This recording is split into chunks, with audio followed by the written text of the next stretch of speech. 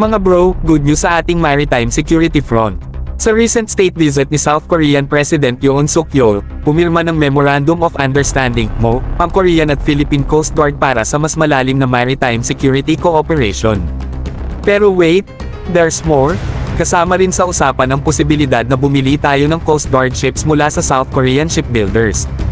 Alam nyo ba mga bro, ang HD Hyundai Heavy Industries, HHI, isa sa mga pinakamalalaking shipbuilders ng Korea, ay matagal nang interesado na mag-supply ng mga barko sa Philippine Coast Guard. Fun fact, sila rin ang nag-supply ng 10 warships sa Philippine Navy at may mga plano na mag-invest pa sila dito sa Pilipinas. Meaning, hindi lang barko, pati maintenance covered na rin ng HD HHI. Throwback muna tayo mga bro.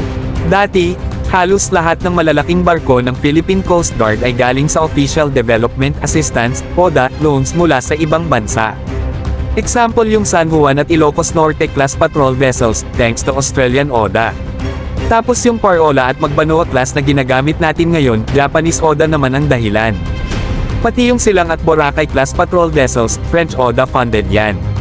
Ngayon, mukhang South Korean ODA naman ang susunod na magiging partner natin. Exciting, kasi ongoing na nga ang proyekto para sa buoy tenders at pag-establish ng mga basing facilities for these vessels. Malaking tulong to mga bro, lalo na't ang mga Coast Guard ships ay mahalaga para sa seguridad ng ating karagatan, lalo na sa West Philippine Sea. Kung matutuloy ito, game changer na naman para sa Philippine Coast Guard. Hindi na lang tayo umaasa sa traditional sources ng ships, mas lalawak ang mga options natin, at mas maraming assets ang mabibili.